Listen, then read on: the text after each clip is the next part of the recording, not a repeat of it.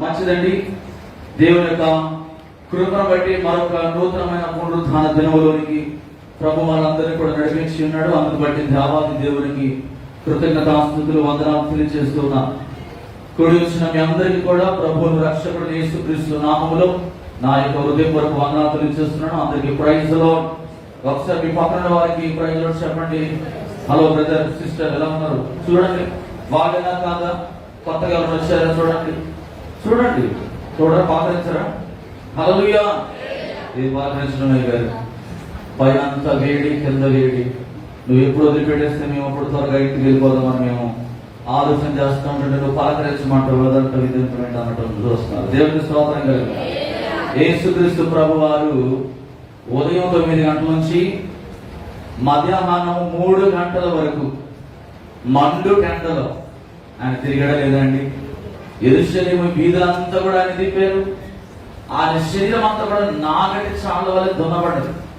ప్రభు శరీరంలో ఎక్కడ కూడా అంగళం స్థలము లేదు. ఆయన శ్రమ పడిన దాని మీద మన శ్రమ ఎంత మాత్రం కూడా పెద్ద శ్రమే కాదు. మన మహా అంటే ఒక 2.5 గంటలు దేవుని సందులో ఉంటున్నాం అంతే. దేవునికి స్తోత్రం కలిగి. అది కూడా ఆదివారం ఒక్కరోజు మనం కనుక ఎవరు కూడా భారముగా అనుకోకుండా ప్రభు సన్నిధిలో దేవుని వాక్యాన్ని బోధించినప్పుడు శ్రద్ధగా దేవుని మాటలు విందాం. త్వరగా దేవుని వాక్యం వెళ్ళిపోదాం. 15వ కీర్తన మొదటి వచనం. కీర్తన గ్రంథము 15వ అధ్యాయం. యెహోవా నీ గుడారములో అతిథిగా ఉండదగిన వాడు ఎవడు? నీ పరిశుద్ధ పర్వతము మీద నివసింపదగిన వాడు ఎవడు? దేవునికి స్తోత్రం కలుగును గాక. హల్లెలూయా.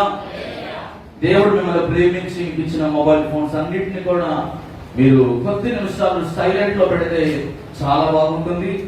ఇంపార్టెంట్ కాల్ అయితేనే మీరు అటెండ్ చేయవలసిందిగా ప్రభు పేరట తెలియజేస్తా ఉన్నా. ప్రియమైన వారు గమనించండి, దేవుని పరిశుద్ధ పర్వతము మీద నివసించాలంటే మనకు ఒక అర్హత అనేది ఉండాలి.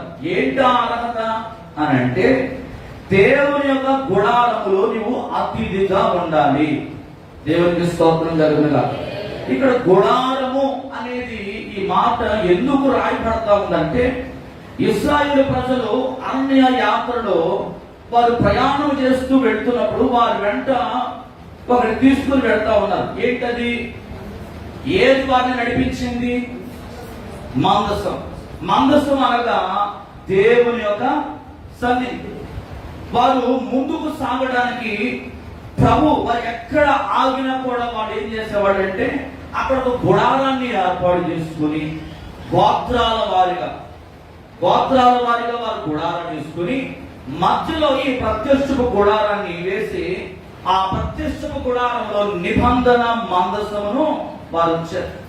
ఈ నిబంధన మందసం అనేది ఇశ్రాయేలు ప్రజల యొక్క ప్రయాణమునకు అది తోడుగా ఎల్లప్పుడూ కూడా ఏం చేస్తుందంటే అది వారిని నడిపిస్తా ఉంది. ఎలా అంటే పగలు మేఘస్తంభముగా, రాత్రి అగ్నిస్తంభముగా వారి మధ్యలో ఉండి పరిశుద్ధాత్మ దేవుడు వారిని ఏం చేస్తున్నాడంటే నడిపిస్తున్నాడు. ఈ విధంగా ఇశ్రాయేలు ప్రజలు ప్రియమైన వారు దేవుని సన్నిధిని నడిపింపును వారు కోరుకుంటూ ఉన్నారు. ఈరోజు చాలా మంది దేవుని గుడారములో అతిథిగా ఉండడానికి ఇష్టపడటం లేదు. ప్రియమైన వారులారా, ఇక్కడ ఇశ్రాయేలు ప్రజలు కానాను దేశ గమ్యానికి చేరే ఆ ప్రయాణంలో వారు ఏ విధంగా ఉన్నారంటే యాత్రికులుగా ఉన్నారు. అందుకే అపోస్తలుడైన పౌలు కూడా జ్ఞాపకం చేస్తున్నాడు ఏంటంటే, మీరు యాత్రికులను పరదేశులై ఉన్నారు. మనం ఈ భూలోకానికి యాత్రికులుగా పంపబడ్డాం. ఇది స్థిరమైన నివాసము కాదండి. ఇది ఒకనాడు భూమి అనేది ఒకనాడు అంతరించుకుపోయేది. ఇదంతా కూడా శిథిలం అయిపోతా ఉంటది. అశాశ్వతమైన ఈ లోకంలో మనిషి ఏమనుకుంటున్నాడంటే ఇదే శాశ్వతమైనది, ఎల్లకాలం నేను ఇక్కడే ఉంటాను అని చెప్పి ఏం చేస్తున్నాడంటే తనలో తాను భ్రమపడతా ఉన్నాడు. కానీ దేవుడు మాట్లాడుతున్న మాట ఏంటంటే మనకంటూ శాశ్వతమైన నివాసం అనేది మనకు ఒకటి. మీకు ఒక ఉదాహరణ, ఏదైనా ఒక పని నిమిత్తము మీరు ఏదైనా ఒక గ్రామానికి వెళ్ళారనుకోండి, ఒక ఊరికి వెళ్తా ఉంటారు. కొంతమంది ఏం చేస్తారంటే తీర్థయాత్రలకు వెళ్తా ఉంటారు. ఎక్కడికి? కాశీకో, గంగాకో లేకపోతే ఎక్కడెక్కడికో వెళ్తా ఉంటారు తీర్థయాత్రలకు. తీర్థయాత్రకు వెళ్ళే వ్యక్తి ఇంట్లో ఉన్న సామాన్లన్నీ పట్టుకొని పోతాడా, లేకపోతే సంచులో అవసరమైనవి మాత్రమే పట్టుకొని పోతాడా? నీకు సుఖాన్ని ఇచ్చేటివి, మీ ఇంట్లో మీరు సౌఖ్యంగా సుఖముగా ఉండడానికి మీరు ఏర్పాటు చేసుకున్న కొన్ని వస్తువులు ఉంటాయి. ఏంటో చెప్పండి. మీ ఇంట్లో మీకు సుఖాన్ని ఇచ్చే వస్తువులు ఏంటి? మీకు ఆహ్లాదకరమైన వాతావరణం కలిగించే వస్తువులు ఏంటి చెప్పండి?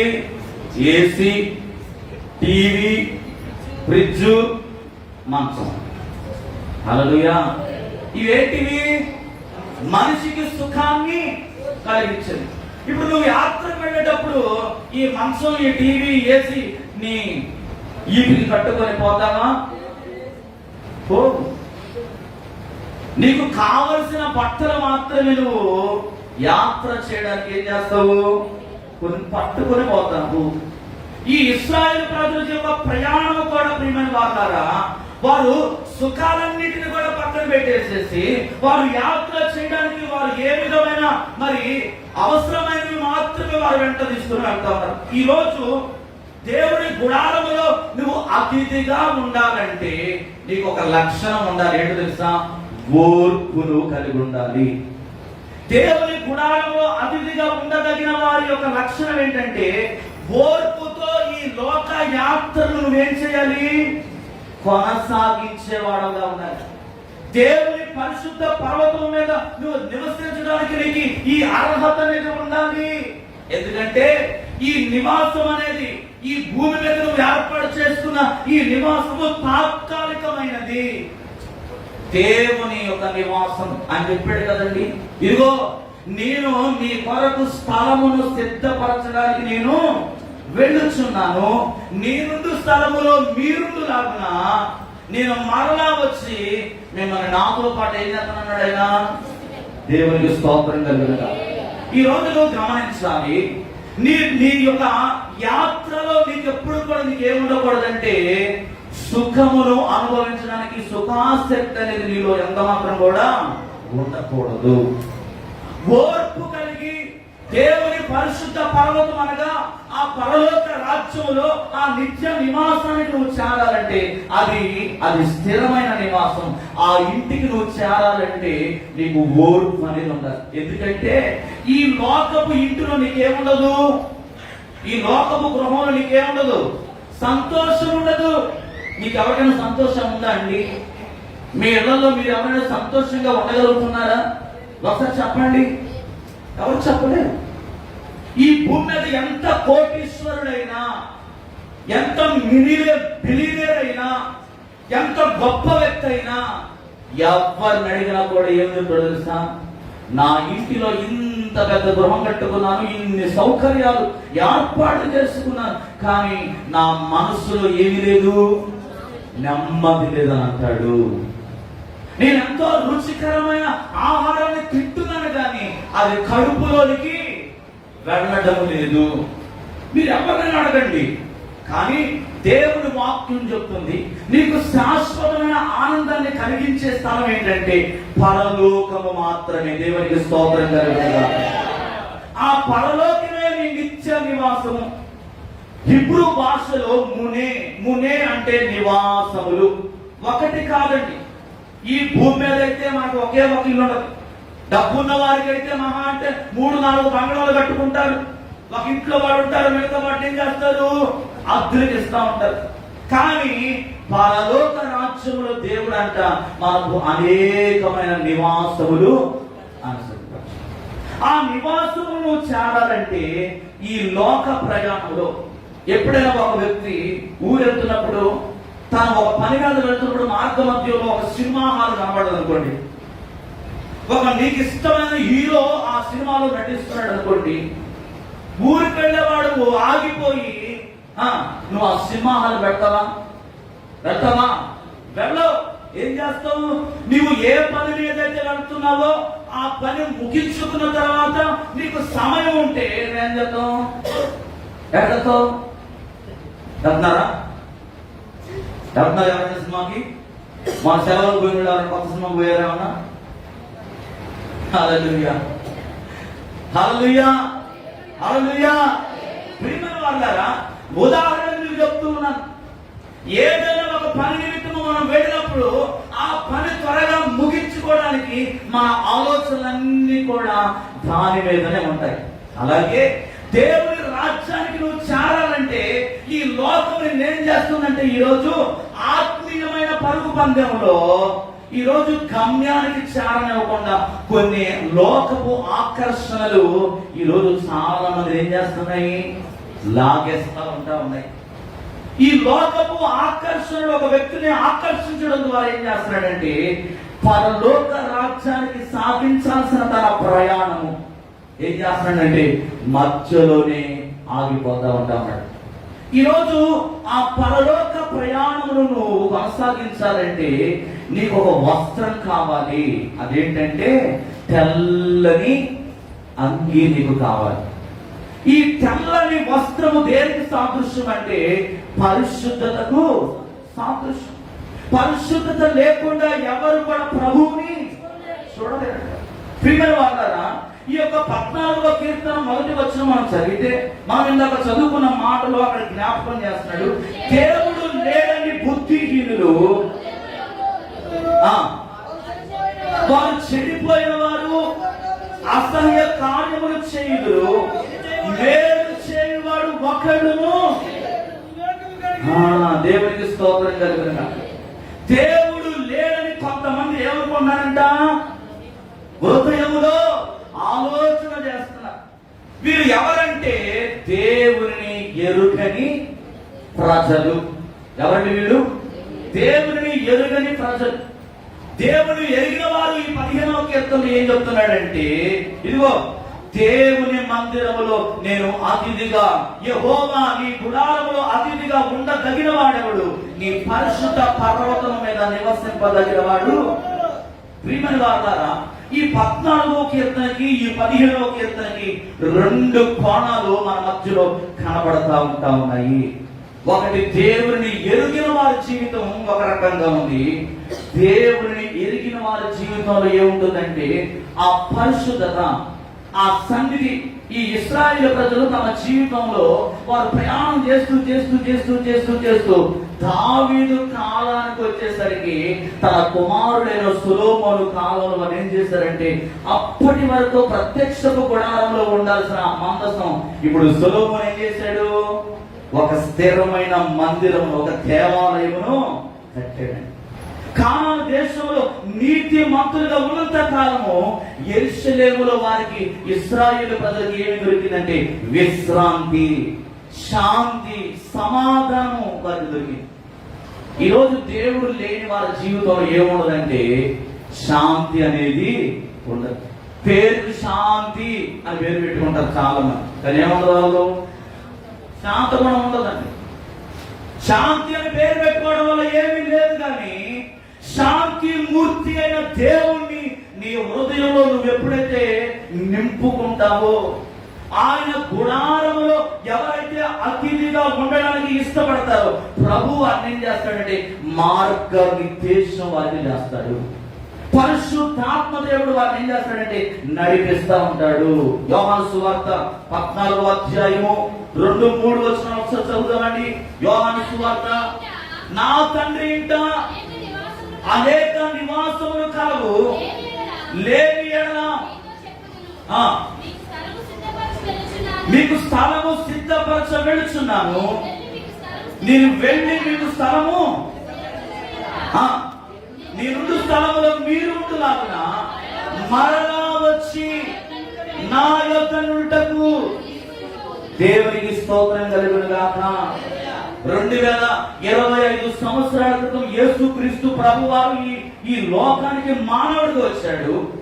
ప్రతి మానవుడు చేసిన పాపం నిమిత్తమై ఆయన కల్వరి శిలువలో మరణించి ఆయన మృత్యుంజయుడిగా సమాధి చేయబడి మృత్యుంజయుడిగా ఆయన లేచి ఉన్నాడు. ఆయన మరలా రాబోతున్నాడు. దేనికోసం అంటే వధువైన సంఘమును తనతో పాటు తన రాజ్యములోనికి తీసుకుని వెళ్ళడానికి. ఈరోజు దేవుడికి జ్ఞాపకం చేస్తున్నాడు. పరిశుద్ధాత్మ, ఆ పరలోక రాజ్యానికి నువ్వు వారసునిగా అవ్వాలంటే, ఆయన ఉండే స్థలంలో నీవు ఉండాలంటే నీకు ఉండాల్సింది ఏంటో తెలుసా? పరిశుద్ధాత్మ నింపుదల నీకు ఉండాలి. పరిశుద్ధాత్మ దేవుడే నేను విజయ పదములోనికి నడిపిస్తాడండి. విజయ జీవితమును నువ్వు అనుభవించాలంటే నువ్వెప్పుడు కూడా దేవుని ఆత్మ చేత నింపబడాలి. అందుకే కదండి ఆయన వెళ్ళిపోతున్నాడని చెప్పి శిష్యులందరూ కూడా, ఆయన వెళ్ళిపోయాడని చెప్పి శిష్యులందరూ కూడా ఏమవుతున్నారు? భయపడుతున్నప్పుడు, ఆందోళన చెందుతున్నప్పుడు ఇదే 14వ అధ్యాయం 16వ వచనంలో ఏం రాశాడు? 14వ అధ్యాయం 16వ వచనం,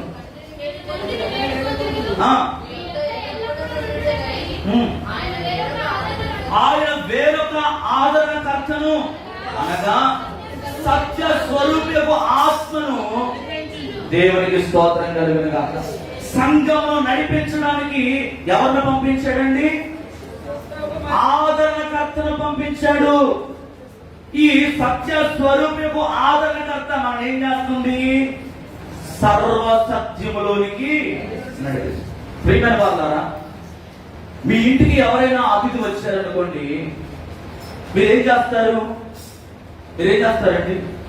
అతనికి అతిథి సత్కార్యములు చేస్తారు. మీరు పడుకునే ఆ కుక్కు మంచంలో కాకుండా ఒక మంచి మంచమును అతనికి ఏర్పాటు చేస్తారు.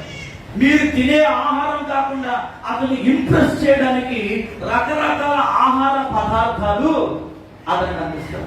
పేదవారైతే వాడుకున్న స్థితిగతులను బట్టి ఏం చేస్తారు? ఆతిథ్యాన్ని ఇవ్వడం నేర్చుకుంటారు. మరి అటువంటి దేవుని ఇంటిలో దేవుని చేత నువ్వు అతిథి సత్కార్యములు పొందడం అంటే ఎంత ఉన్నతమైన స్థాయో నువ్వు ఒకసారి ఆలోచించే. ఆయన చేతను అతిథి సత్కార్యములు పొందాలంటే ఆయనకు తగ్గట్టుగా నీ జీవితం ఏమవ్వాలి? మార్పు చెందాలి. దేవునికి స్తోత్రం కలుగును గాక. భయంకరమైన పాపములో జీవిస్తున్న మనకు దేవుడు ఎలాగా మనకి అతిథి సత్కార్యములు ఇవ్వగలడు? ఎందుకంటే 14వ కీర్తనలో ఇందాక మనం చదువుకున్నాం, వారు భక్తిహీనులు అని చెప్తున్నాడు, చెడిపోయిన వారని చెప్తున్నాడు, అసహ్యమైన కార్యములు చేసేవాడని చెప్తున్నాడు. అయినా కూడా మేలు చేయవాడు ఒకడు లేడని చెబుతూ ఇప్పుడు ఏం చేస్తున్నాడంటే శ్రేష్టమైన గుణలక్షణాలు గల వారి జీవితంలో అద్భుత రీతిగా నేను అతిథి సత్కార్యములు చేస్తానని దేవుడు జ్ఞాపకం చేస్తున్నాడు. యెహెజ్కేలు గ్రంథంలోకి వెళితే 36వ అధ్యాయము 25, 26 వచనాలు ఒకసారి చదువుదాం. యెహెజ్కేలు గ్రంథము 36వ అధ్యాయము 25, 26 వచనాలు ఒకసారి చదవండి. మీ అపవిత్రత యావత్తు పోవునట్లు నేను మీ మీద శుద్ధ జలము చల్లుదును. మీ విగ్రహము వలన మీకు కలిగిన అపవిత్రత అంతయు తీసివేసెదను. నూతన హృదయము మీకు ఇచ్చెదను, నూతన స్వభావం మీకు ఇచ్చెదను. రాతి గుండె మీలో నుండి తీసివేసి మాంసము గుండెను మీకు ఇచ్చెదను. నా ఆత్మను మీ అందుంచి నా కట్టడను అనుసరించు వారిని గాను, నా విధులను కైకొను వారి గాను. దేవునికి స్తోత్రం కలుగును గాక. హల్లెలూయా. ఏంటండి? దేవుని గుడారములో నీవు అతిథిగా ఉండాలంటే నువ్వేం చేయాలంట? ఏం చేయాలండి? మీ అపవిత్రత యావత్తు పోవాలంటే మీరు ఏ జలమును చల్లుకోవాలి? శుద్ధ జలమును చల్లుకోవాలి. ఎప్పుడైతే అంతరంగముగా నీవు పరిశుద్ధంగా మార్చబడతావో అప్పుడే నీవు దేవుని గుడారములో అతిథిగా ఉండగలవు. ఈ యొక్క మానవుని చేతితో నిర్మించబడిన ఈ గుడారం గురించి దేవుడు చెప్పట్లేదండి. ఈ గుడారం అనేది ఒకరోజు శిథిలమైపోతుంది. కానీ దేవుడు మాట్లాడుతున్నది ఏంటంటే పరలోకములో ఉన్న గుడారం గురించి మాట్లాడుతూ ఉన్నాడు. ఆ పరలోకం అనే గుడారంలోకి నువ్వు వెళ్ళాలంటే నీలో ఏముండకూడదు? అపవిత్రత ఉండకూడదు. దేవునికి ఆయాసకరమైనది నీలో పెట్టుకొని ఏమండి ఇక్కడైతే చలామణి అయిపోతుంది, ఇక్కడైతే నువ్వు ఏమి చేసినా కూడా ఎవరు అడగడం లేదు అని ఈరోజు చాలా మంది ఏమనుకున్నా తెలుసా? అపోహలో బ్రతుకుతూ ఉన్నారు, అనాలోచనతో జీవిస్తూ ఉంటారు. దేవుని వాక్యము ఎంత హెచ్చరించినప్పటికీ కూడా ఏమవ్వట్లేదంటే లోబడని స్థితిలో ఉంటా ఉన్నాడు. ప్రియమైన వారు ఇక్కడ గమనించండి, 26వ వచనంలో ఏమంటాడు? నూతన హృదయము మీకు ఇస్తాను, నూతన స్వభావమును మీకు, రాతి గుండెను తీసివేసి. ఎప్పుడైతే ఈ అపవిత్రమైనది నీలోంచి తీసుకుంటావో నువ్వు నూతనమైన వ్యక్తులుగా మారిపోతావు. రాతి గుండెని ఎప్పుడు కూడా దేవుడు ఇష్టపడకండి. మన హృదయం ఎలా ఉండాలంటే మెత్తని చేయబడిన హృదయంగా ఉండాలి. యేసయ్య హృదయము నీ కొరకు నా కొరకు ఎలాగైతే ఆయన హృదయం పగల కొట్టబడ్డదో, ఆయన మందిరంలో నివాసము చేయడానికి నువ్వు ఎప్పుడు కూడా వేగిరముతో, ఎందుకంటే ఆయన మందిరములో సమృద్ధి ఉన్నది. దేవునికి స్తోత్రం. ఈరోజు నేను అడుగుతున్నాను, మీరు ఎంతగానో కష్టపడుతున్నారు, ఎన్నో పనులు చేస్తా ఉన్నారు, రెక్కలు ముక్కలు చేసుకొని కష్టపడుతున్నారు. ఎందుకని కష్టపడిన ఆ సొమ్మును మీరు అనుభవించలేకపోతున్నారు? ఎందుకని సంపాదించిన సంపాదన మీరు తృప్తిగా అనుభవించలేకపోతున్నారు? ఎందుకని ఆ సమాధానకరమైన జీవితం మీలో కనబడడం లేదు అని అంటే, ప్రతిరోజు కూడా మనం ఏమవ్వాలి? మనం మంచం మీదకి పడుకోవడానికి వెళ్ళేటప్పుడు ఉదయ కాలం నుండి సాయంకాలం వరకు మన ఆలోచనలు పలు రకాల స్థలాల మీదకి వెళతా ఉంటాయి. పలు రకాల ఆలోచనలతో మన హృదయం నింపబడతా ఉంటది. అయితే ఈ హృదయంలో చేరిన ఆ కల్మషం అంతా కూడా నువ్వు పోగొట్టుకోవాలంటే నువ్వు ప్రతిరోజు నీ హృదయం ఏమవ్వాలంటే దేవుని సన్నిధిలో విరగొట్టబడాలి. దేవునికి స్తోత్రం కలుగును. విరగొట్టబడినప్పుడే విజయ జీవితాన్ని నువ్వు అనుభవించగలవు. నీలో ఉన్న పాపము పోకుండా, నీలో ఉన్న అపవిత్రత పోకుండా నీవు జయ జీవితాన్ని పొందుకోలేవు. నువ్వు జయ జీవితాన్ని పొందుకోవాలంటే నీలో ఉన్న అపవిత్రతను తీసుకోవాలి. అప్పుడు నీకు నూతనమైన స్వభావం వచ్చేస్తుంది. నూతనమైన మనసుతో నువ్వు నెప్పబడతావు. కొత్త ఆలోచన ద్వారా దేవుడు నిన్ను నడిపిస్తాడు. ఇదే 36వ అధ్యాయము 39వ వచనం కూడా చదివితే, 39వ వచనం 38 చదవండి. నేను యెహోవానై ఉన్నానని మీరు తెలుసుకున్నట్లు ప్రతిష్ఠితములకు గొర్రెలంతా విస్తారంగాను, వారి పట్టణములందు మనుషులు గుంపులు గుంపులుగా విస్తరించినట్లు దేవునికి స్తోత్రము కలుగును గాక.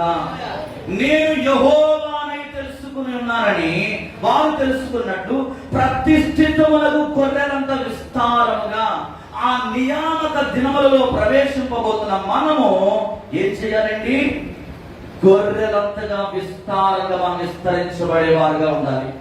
అంటే ప్రారంభ దినాల్లో వచ్చిన ఆ యొక్క విశ్వాసం, దేవుని మీద చూపిన ఆ భక్తి శ్రద్ధలు ఈ చివరి దినాల్లో కూడా నువ్వేం చేయాలి?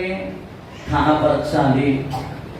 ఒక రోజు నువ్వు ఒక్కడిగా వచ్చేవేమో, ఈ రోజు దేవుని యొక్క ప్రసన్నతను అనుభవిస్తున్నప్పుడు నీవు అనేక మంది చేత నువ్వేం చేయాలి?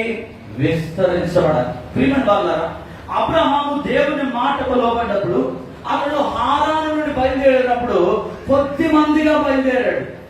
కానీ దేవుడు ఏం చేశాడండి? ఆకాశపు నక్షత్రాల వలె, సముద్రపు ఇసుక రేణుల వలె అబ్రహాము యొక్క సంతానం దేవుడు ఏం చేశాడు? విస్తరించాడు.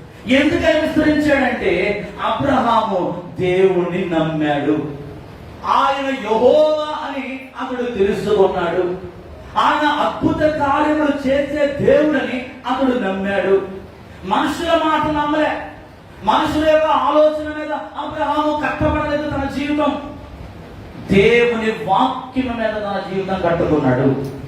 దేవుని విశ్వాసం ఉంచాడు. దేవుడు ఏం చేశాడంటే అత్యధికంగా ఆశీర్వదించాడు. ప్రియమైన వాళ్ళారా, ఎవరైతే దేవుని స్వరాన్ని వింటారో వారు ఎప్పుడు కూడా ఏమవుతారంటే విస్తరించబడతారు. ఈరోజు లోకంలో అంటున్నారు చూసారా, గొర్రెలు గొర్రెలు గొర్రెలు గొర్రెలు అని. గొర్రె దేవుని యొక్క కాపరి స్వరాన్ని వింటది. మనము గొర్రెలు నిజమే. ఎందుకు తెలుసా?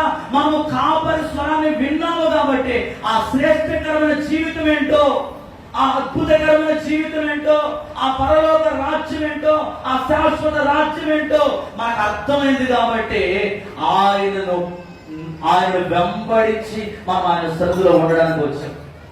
మేకలు కాపస్వరాన్ని వింటాయండి? వింటాయా? నేను ఇష్టం వచ్చినట్టు తిరుగుతూ ఉంటాయి. ఈ రోజు లోకంలో గొర్రెలు చెప్తున్న వాడు అందరూ కూడా ఏమవుతారు కదా, ఇష్టం వచ్చినట్టు తిరుగుతున్నారు. వాళ్ళకి ఏమైనా స్థిరత్వము లేదు, వారి జీవితంలో నెమ్మది లేదు, వారి జీవితంలో సంతోషం లేదు. ఈరోజు గొర్రెలు అని పిలువబడుతున్న మనకి ఉన్నది తెలుసా? సమాధానం ఉన్నది, సంతోషం అనేది ఉన్నది. మనం చనిపోతే ఆయన రాజ్యంలో, వాడు చనిపోతే వాడికి గ్యారంటీ ఉందా? వాడు ఎక్కడ పోతాడో వాడు తెలుసా?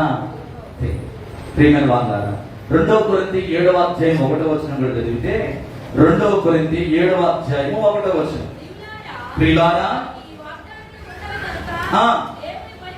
దేవుని భయముతో పరిశుద్ధతను సంపూర్తి చేసుకోవచ్చు, శరీరమునకును ఆత్మకును కలిగిన సమస్త కల్మషం నుండి దేవునికి స్తోత్రం కలుగును గాక. ఏంటండి? శరీరానికి ఆత్మకు కలిగిన ప్రతి విధమైన కల్మషాన్ని నువ్వేం చేయాలి? తీసేసుకో. నీ శరీరమునకు అంటుతున్న ప్రతి విధమైన అపవిత్రత ఎప్పుడైతే నువ్వు తీసివేసుకుంటావో అప్పుడే నువ్వు దేవునికి ఇష్టమైన వ్యక్తిగా నీవు మార్చబడగలవు. దేవునికి స్తోత్రం. దేవుని గుడారంలో అతిథిగా ఉండడం అంటే అంత ఈజీ కాదండి. దేవుడి చేత నువ్వు సత్కార్యము పొందడం అంటే ఎంత ప్రివిలేజ్ అది. ఈరోజు దేవుడి సన్నిధిలో చాలా మందికి ఏం లేదు తెలుసా? భయం లేదు, నిర్లక్ష్య వైఖరి, సోమరితనము, బద్ధకం, రకరకాల ఆలోచనలతో ఈరోజు మందిరానికి వస్తూ ఉంటారు చాలా మంది. కానీ దేవుడు అంటున్నాడు కదా, నీవు నూతనత్వంలోనికి మార్చబడాలంటే నీ శరీరానికి నీ ఆత్మకు కలిగిన ఆ కల్మషాన్ని నువ్వేం చేయాలి? తీసేసుకుని నువ్వు పవిత్రుడిగా మార్చబడాలి. ఎఫెసీ పత్రిక 5వ అధ్యాయం 26, 27 కూడా చదవండి. 5వ అధ్యాయం 26, 27, 26. అటువలే క్రీస్తు సంఘమును ప్రేమించి అట్టిది మరి ఏదైనాను లేక పరిశుద్ధమైనది గాను నిర్దోషమైనది గాను మహిమ గల సంఘము గాను ఆయన తన ఎదుట నిలబెట్టుకునవలెనని వాక్యముతో ఉదక స్థానం చేత దాన్ని పవిత్రపరిచి పరిశుద్ధ పరచుటకై దేవునికి స్తోత్రం కలుగును గాక. మొదటి పురుషుడైన ఆదాము జీవితంలో యేసుక్రీస్తు ప్రభువారు ప్రారంభంలో ఆయన వివాహము ద్వారా ఈ భూలోకంలో ఆయన ప్రారంభించడం జరిగింది. మరలా వివాహము ద్వారా ఈ భూమంతా కూడా అంతరించబడబోతాం. దేవునికి స్తోత్రం కలుగును గాక. ఆయన ఏమన్నాడు తెలుసండి? అటువలనే క్రీస్తు సంఘమును ప్రేమించినట్లు సంఘము కూడా క్రీస్తుని ఏం చేయాలి? ప్రేమించాలంటే ఏముండకూడదు? కళంకం ఉండకూడదు, ముడత అనేది ఉండకూడదు, దాగు అనేది ఉండకూడదు, అపవిత్రత అనేది సంఘములో ఉండనే ఉండకూడదు. ఎలా ఉండాలని చెప్తున్నాడు? మహిమ కలిగిన సంఘముగా. హల్లెలూయా. మహిమ కలిగిన సంఘముగా ఉండాలంటే మనకేం కావాలి? వాక్యం అనే నీటితో నీవు స్నానము చేయబడాలి. వాక్యం అనే నీటితో నీ తలంపును నువ్వు కడుక్కోవాలి. వాక్యం అనే నీటితో నీ హృదయాన్ని కడుక్కోవాలి. వాక్యం అనే నీటితో నీ సర్వ శరీరాన్ని నీకు అంటిన ప్రతి మలినమును కడుక్కోవాలి. ఎప్పుడైతే కడుక్కుంటావో ఆయన ఏం చేస్తా అంటున్నాడు? ఏం చేస్తానంటున్నాడు? వివాహము చేసుకుంటాడు ఆయన. దేవునికి స్తోత్రం కాదు. ఆయన వరుడై ఉన్నాడు, సంఘము వధువై ఉన్నది. ఆయనకి ఇష్టమైన వ్యక్తులుగా మనం జీవించకపోతే ఆ దేవుని పర్వతమైన మందిరములో ఆయన రాజ్యములో వచ్చుటకు మనం అర్హత ఎంత మాత్రం కూడా. 24వ కీర్తన 3వ వచనం చదువుతాం. 24వ కీర్తన 3వ వచనం చదువుతారా? 24వ కీర్తన 3వ వచనం.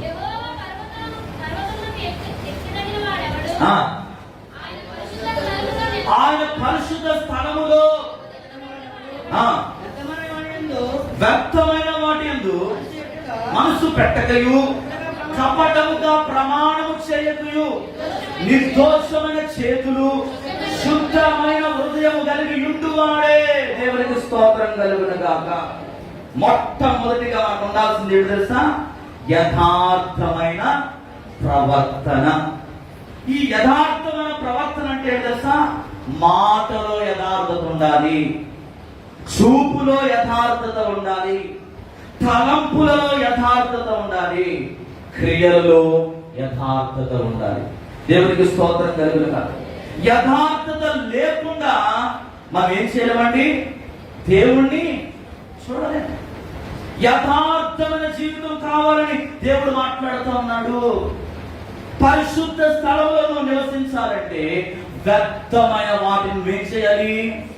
విడిచిపెట్టాలి.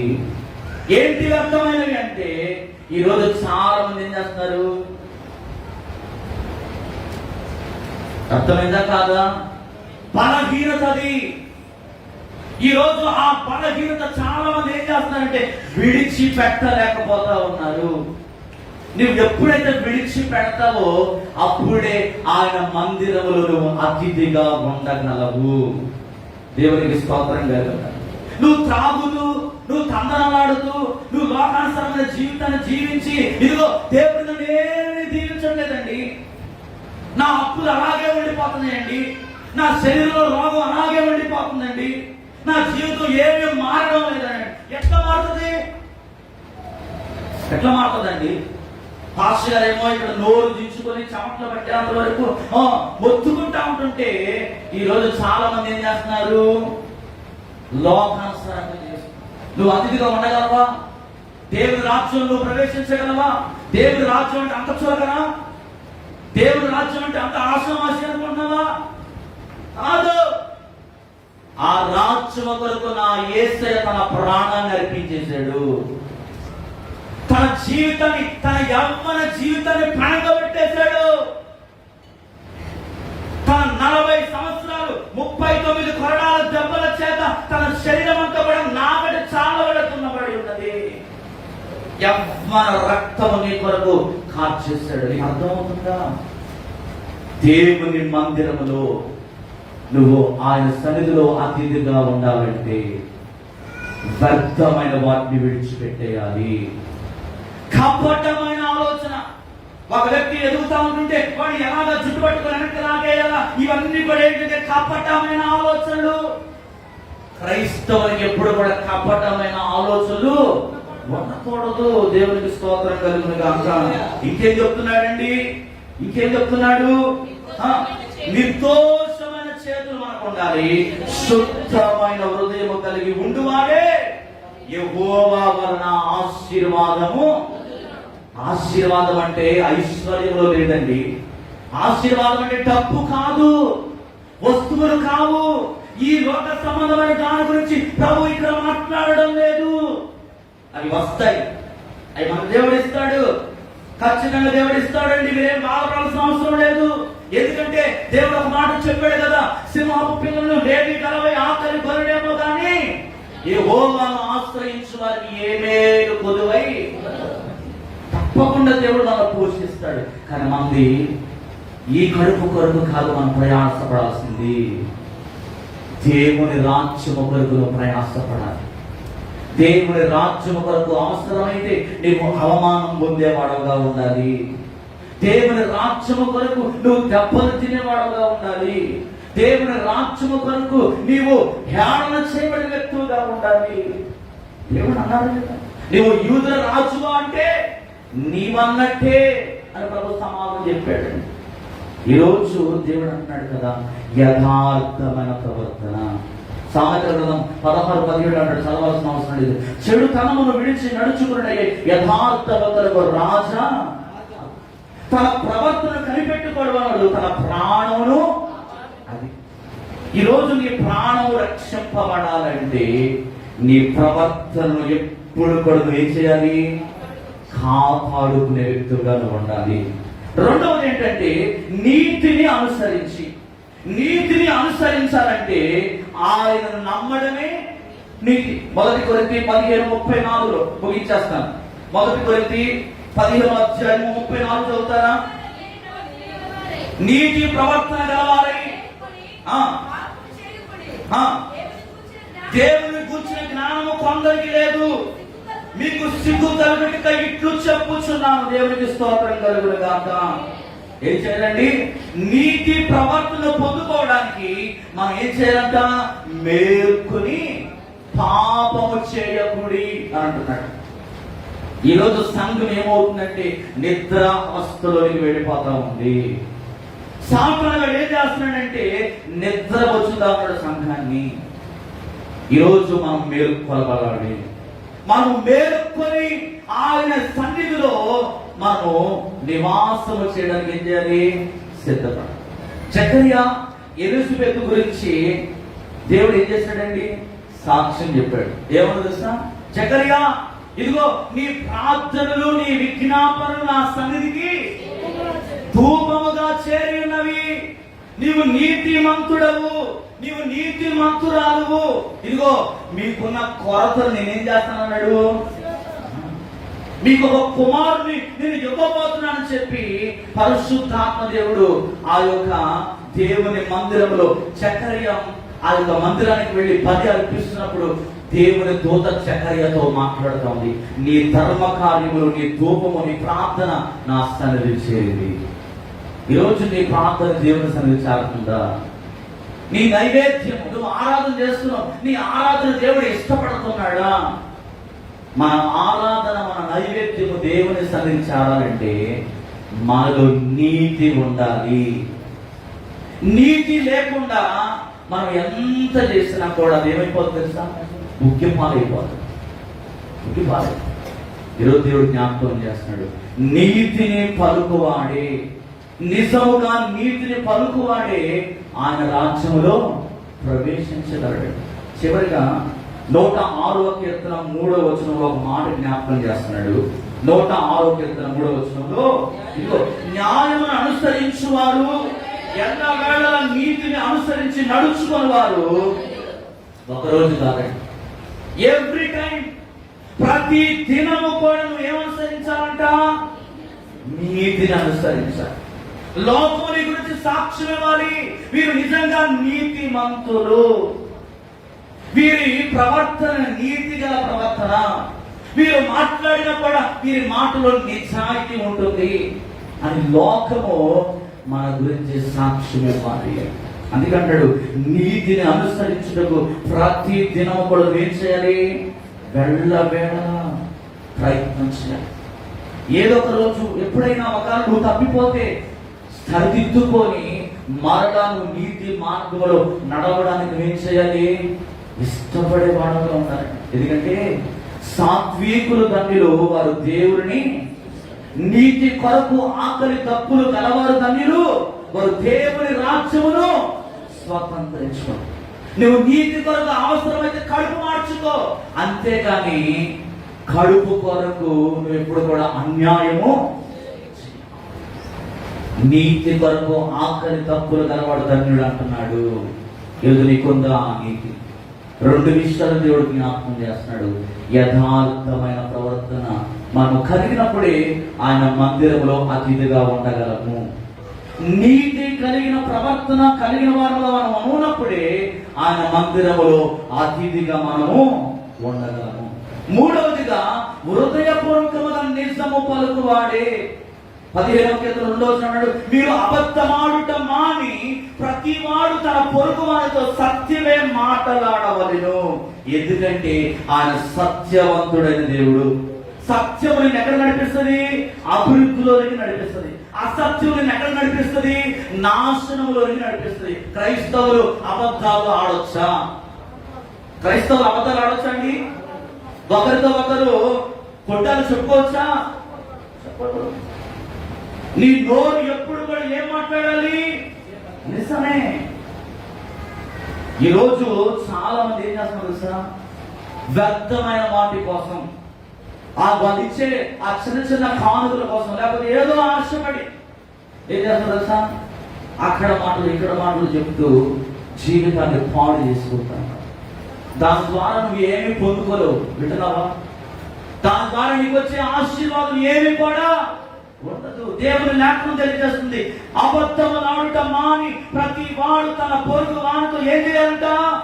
సత్యము మాట్లాడాలి. సత్యం అని ఏం చేస్తుందండి? స్వతంత్రుడిగా చేస్తుంది. సత్య స్వరూపి అయిన దేవుడితో సమాధానం ఉండుటకు విశ్వాసులైన మనం ఎప్పుడు కూడా ఏం చేయాలంటే మనలో సత్యం అనేది ఉండాలి. జకర్యా గ్రంథము 8వ అధ్యాయం 16వ వచనం చదువుతారా? జకర్యా గ్రంథము 8వ అధ్యాయం 16వ వచనం. జకర్యా 8:16 త్వరగా. ప్రతివాడు తన పొరుగు వానితో సత్యమే మాట్లాడవలెను, మీ గుమ్మములో తీర్పు దేవునికి స్తోత్రం కలుగును గాక. సత్యమును బట్టి, సమాధానకరమైన న్యాయమును బట్టి మీ గుమ్మములలో ఏం చేయాలి? తీర్పును తీర్చాలంట. ఒకరికి ఒకలాగా, ఒకరికి ఒకలాగా ఎప్పుడు కూడా నువ్వు తీర్పు. సత్యము నీలో ఉండాలి. సత్యం ఎప్పుడైతే ఈ సత్యము మనలో ఉంటుందో అసత్యానికి మనలో చోటు అనేది ఉండదు. అసత్యమైన పనులు ఎవరు చేస్తారో తెలుసా? అబద్ధపు మాటలు ఎవరు మాట్లాడతారో తెలుసా? మోసకరమైన జీవితం ఎవరు జీవిస్తారో తెలుసా? లోకానుసారమైన వ్యక్తులు జీవిస్తారు. మన లోకస్తులం కాదండి. ఆయన మనల్ని ప్రత్యేకపరుచుకున్నాడు, ఆయన మనల్ని ప్రతిష్ఠించాడు, ఆయన బిడ్డలుగా మనల్ని చేసుకున్నాడు, ఆయన రాజ్యానికి వారసులుగా మనల్ని చేసుకున్నాడు. కనుక మనలో ఏముండదు తెలుసా? సత్యం ఉండాలి. యెషయా గ్రంథము 11వ అధ్యాయం 3వ వచనం చదివితే, యెషయా గ్రంథము 11వ అధ్యాయం 3వ వచనం చదువుతారా? యెషయా గ్రంథం 11:3. యెషయా గ్రంథం చదవండి. యెహోవా భయము అతనికి ఇంపైన సువాసనగా ఉండును, కంటి చూపును బట్టి అతడు తీర్పు తీర్చడు, తాను వినుదాన్ని బట్టి విమర్శ చేయడు, నీతిని బట్టి బీదలకు తీర్పు తీర్చును, భూ నివాసులలో దీనులైన వారికి యథార్థంగా విమర్శ చేయును, తన వాగ్దండము చేత లోకమును కొట్టును, తన పెదవుల ఊపిరి చేత దుష్టులను చంపును, అతని నడుమకు నీతిను తుట్లకు సత్యము నడినట్టుగా ఉండును, తోడేలు గొర్రెపిల్ల యొక్క నివాసము చేయును, చిరుతపులి మేకల యొక్క పడుకును, దూడయు కొదమ సింహములో పెంచబడిన కోడయు కూడుకొనగా పాలు అతని తోలును, ఆవులు ఎలుగులు కూడి మేయును, వాటి పిల్లలు ఒక్క చోటనే పండుకొను, ఎద్దు మేయినట్లు సింహము గడ్డి మేయును, పాలు కూడు చూపిల్ల నాగుపాము పుట్ట యొక్క అట్లుడును, మిడినాగు పుట్ట మీద పాలు విడిచిన పిల్ల తన చెయ్యి చాచును, నా పరిశుద్ధ పర్వతమందంతను ఏ మృగమును హాని చేయదు, నాశనము చేయదు, సముద్ర జలములతో నిండి ఉన్నట్లు లోకము యెహోవాను గురించి జ్ఞానముతో. అది ఎప్పుడైతే ఈ సత్యము మనలో ఉంటుందో చూసారండి, హాని చేసే జీవాలు సైతం కూడా ఎక్కడ పడుకుంటున్నాయంట? మేక పిల్లల దగ్గర పడుకుంటున్నాయంట, గొర్రె పిల్లల దగ్గర పడుకుంటున్నాయంట, పావులు ఎలుగుబంటి దగ్గర ఆడుకునే రోజులు రాబోతున్నాయి. దేవునికి స్తోత్రం కలుగుతుంది. ఎప్పుడో తెలుసా?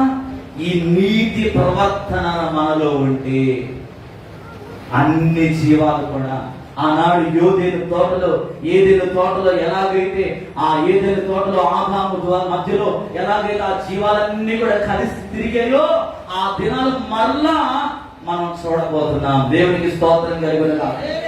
భయము లేని జీవితాన్ని, నిర్భయముగా దేవుని సన్నిధిలో బ్రతకగలిగిన ఆ మంచి ఆ రాజ్యములో నువ్వు ప్రవేశించడానికి దేవుడు నిన్ను ఈ లోకంలో ఏం చేస్తాడంటే ట్రైన్ అప్ చేస్తా ఉన్నాడు. దేవునికి స్తోత్రం కలుగునుగా. పరలోక రాజ్యంలో కూడా మనం అన్ని చూడబోతున్నాం. హల్లెలూయా. ఈరోజు లోకంలో ఒక మనిషిని చూస్తే భయపడిపోతున్నావు. నీలో నీతి ఉంటేనంట ఇక్కడ చెప్పబడిన ఈ మాటలన్నీ కూడా మన జీవితాల్లో తప్పకుండా మనం ఒక రోజు చూడబోతున్నాము. ఇప్పుడు చెప్పండి, మనకు నీతి ఉండాలా ఉండొద్దా? మనం నీతిగా జీవించాలా జీవించొద్దా? జీవించాలండి. చివరికి ఒక మాట చెప్పి మన ప్రార్థనలో పెడదాం. 1 పేతురు 1వ అధ్యాయం 13-16 వచనం చదివితే, 1 పేతురు ఈ మాట చెప్పేసి మన ప్రార్థనలో పెడదాం. 1 పేతురు 1:13-14. కాబట్టి మీ మనసులను నడుమ కట్టుకుని నిబ్బరమైన బుద్ధి గలవారై యేసుక్రీస్తు ప్రత్యక్షమైనప్పుడు మీకు తేబడు కృప విషయమై సంపూర్ణ నిరీక్షణ కలిగి ఉండి, నేను పరిశుద్ధుడై ఉన్నాను కనుక మీరు పరిశుద్ధులై ఉండుడని రాయబడినది కాక, మీరు విధేయులైన పిల్లలై మీ పూర్వపు అజ్ఞాన దశలో మీకుండిన ఆశలను అనుసరించి ప్రవర్తింపక, మిమ్మల్ని పిలిచిన వాడు పరిశుద్ధుడైన ప్రకారమును దేవునికి స్తోత్రం కలుగును గాక. ఏంటండి? మీ మనసును నడుము కట్టుకొని నిర్భరమైన బుద్ధి గలవారి ఆయన ప్రత్యక్షం అవుతున్నప్పుడు ఆ సంపూర్ణమైన నిరీక్షణలోనికి మనము, ఆయన పరిశుద్ధుడు, ఆయన పరిశుద్ధుడైన పాపము లేనివాడు. ఆయన ఉండే రాజ్యంలో నువ్వు కూడా ఉండాలంటే ఆ పరిశుద్ధత నీలో ఉన్న అజ్ఞానాన్ని విడిచిపెట్టి ఈరోజు ఏం కాదులే అనుకుంటున్నావేమో, దేవుడు మనందరినీ కూడా చూస్తూ ఉన్నాడు. వాక్యము చెబుతున్న నేను, వింటున్న మీరు, మనందరితో దేవుడు మాట్లాడుతున్న మాట ఏంటంటే, నేను పరిశుద్ధుడు కనుక మీరును కూడా పరిశుద్ధులుగా, పరిశుద్ధత నేను పరలోక రాజ్యానికి తీసుకెళ్తుంది. క్రియలు కాదు, నువ్వు చేసే దాన ధర్మాలు మంచి పనులు కాదు, అవి క్రైస్తవుడు కనుక అవి క్రియలు మాత్రమే, అవి పనులు. ఆ క్రియలు నువ్వు చేయాలి, తప్పకుండా చేయాలి. ఆ క్రియలను బట్టి నువ్వు దేవుని రాజ్యానికి చేరలేవు, కానీ పరిశుద్ధత నేను పరలోక రాజ్యానికి తీసుకో. కనుక కళ్ళు మూసుకుందాం. ఈ ఉదయకాల సమయంలో దేవుడు నీతో మాట్లాడిన మాటలు వచ్చే వారి మిగతా విషయాలు జ్ఞాపకం చేస్తాం. హృదయపూర్వకముగా నిజము పలుకువాడే దేవుని రాజ్యములో అతిథిగా ఉండగలడు. నీతిని అనుసరించి నడుచుకున్నవాడే అతిథిగా ప్రవేశించగలడు.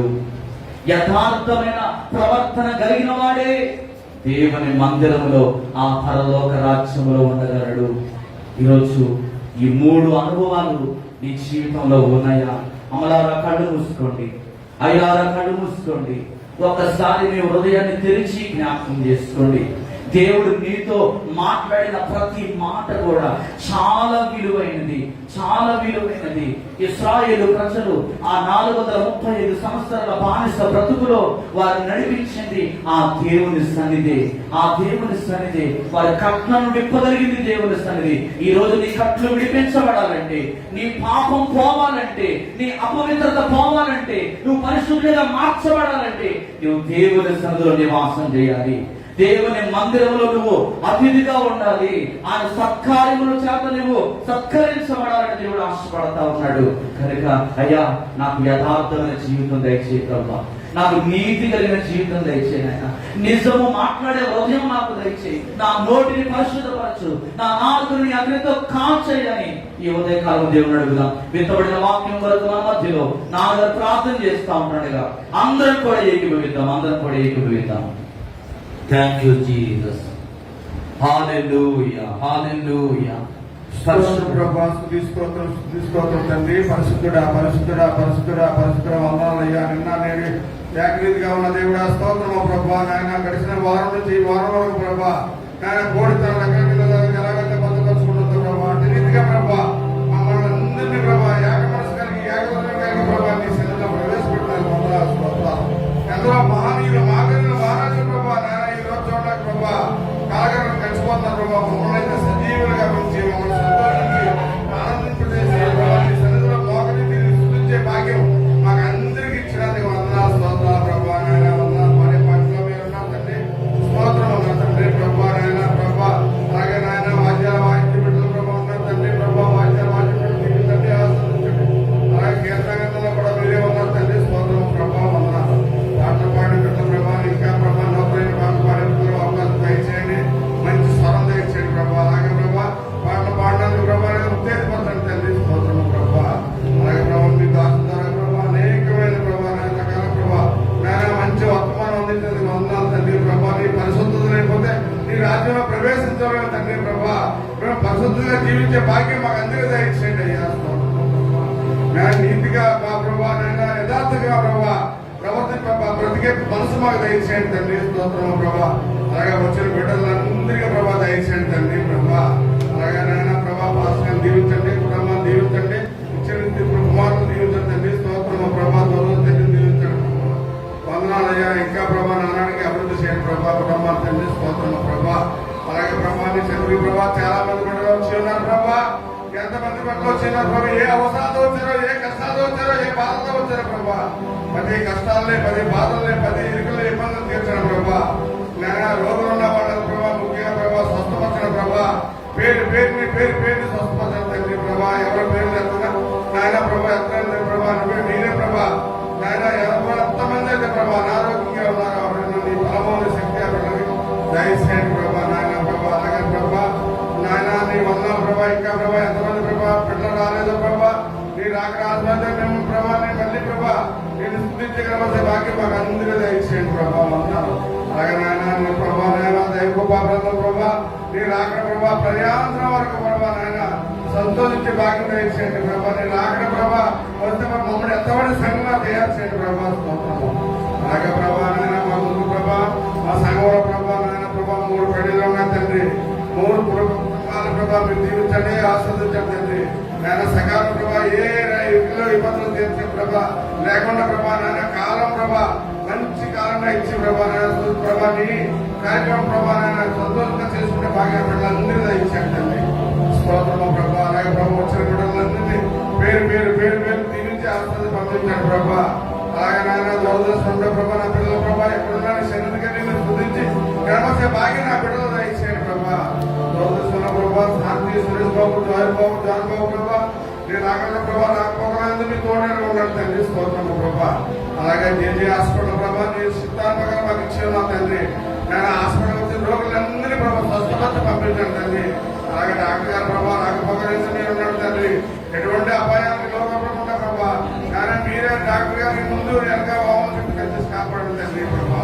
అలాగే మీ శరీరంలో ఎల్లప్పుడూ అప్పటి విశ్వాసంతో పట్టుదలతో ఆయన ప్రార్థించే బిడ్డగా తయారు చేయండి ప్రభా. అలాగే ప్రసన్న ప్రభా నానాడి ప్రభా నాయన బిడ్డలు మంచి మనసు ఇచ్చేయండి ప్రభా. ఆ భార్య బిడ్డని కార్యాన్ని ప్రభా మీరే ఆయన జీవించండి తండ్రి. స్తోత్రము ప్రభా. అలాగే నాయన ప్రభా మంచి జ్ఞానం తెచ్చేయండి. అలాగే ప్రభా ఎవరి బిడ్డ ప్రభా మా సంఘంలో చాలా మంది ఉన్నారు ప్రభా మీరే ప్రభా ఆయన సాయం తీసుకురండి ప్రభా. స్తోత్రము. అలాగే ప్రభా వచ్చిన ప్రభా పేరు దీవించండి, ఆస్వాదించండి. అన్నారయ్యా ప్రభా దాని ప్రభా నా చాలా రోజులు బట్టి ప్రభా మంచి మీద ఉన్నారు ప్రభా. త్వరలో ప్రభా మా మందికి వచ్చి నీలో సాక్షిగా ఆ విధంగా తయారు పంపించండి తండ్రి. అలాగే ప్రభా నా కుటుంబం ఎలా కూడా ప్రభా నీలో ప్రభా నైనా నడిచి నీలో ముందుకు సాగి నీ పాదాల ముందు ప్రభా ఎల్లప్పుడూ మోకరించే భాగ్యం నాకు ఇచ్చే మా ప్రభావం తెచ్చే నా భార్య ప్రభా ముఖ్యంగా మంచి జ్ఞానం ప్రభా లేదా నీ జ్ఞానం తెచ్చేయండి ప్రభా. నీ బలం తెచ్చేయండి ప్రభా. మేము లేకపోతే జీవించలేమయ్యా. మాకు ఉన్నదంతా మీరు ఇచ్చేదయ్యా.